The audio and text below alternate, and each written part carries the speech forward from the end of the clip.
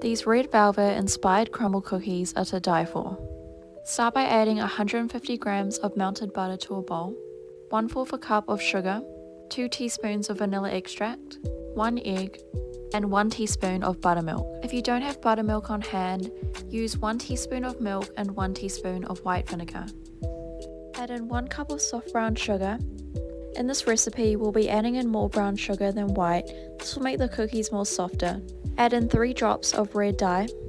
Give everything a mix until it's fully incorporated. Because of the buttermilk, it will be a little bit harder to mix everything in fully, so I would recommend switching to a whisk to make sure everything's incorporated. Once everything has been fully mixed in, the batter will turn a beautiful red colour.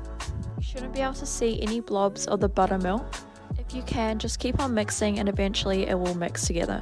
Add in 1 teaspoon of baking soda and 1/4 cup of cocoa powder. Add in 1.5 cups of self-raising flour. Only add the flour in small portions, making sure that you're mixing in the flour after each scoop has been added. Continue adding all your flour and eventually it will form a dough. The dough will still be wet and sticky. This is something that we want. We don't want it to be too dry because then the cookies will actually turn out dry itself. Once everything has been mixed in and the batter has formed a dough, get out some baking paper and lay it flat on a surface.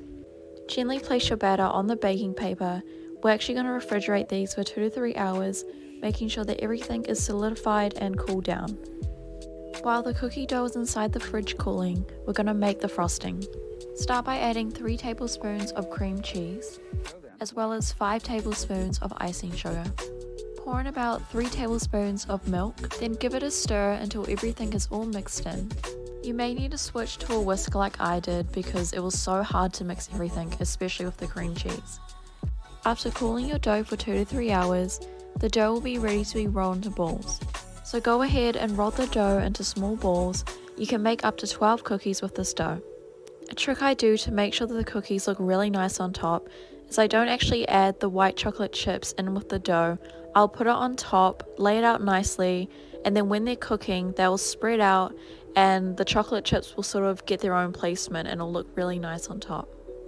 Bake the cookies for 15 to 20 minutes at 180 degrees, and then grab out a piping bag so we can actually fill the piping bag with the icing that we made. You actually don't need a piping nozzle for this. I'm just going to be using the edge of the piping bag to pipe the icing onto the cookie. I was really bad at this part, but I'm just using the piping bag to sort of create a swirl that you see on top of the Crumbl cookie. So don't judge my piping skills.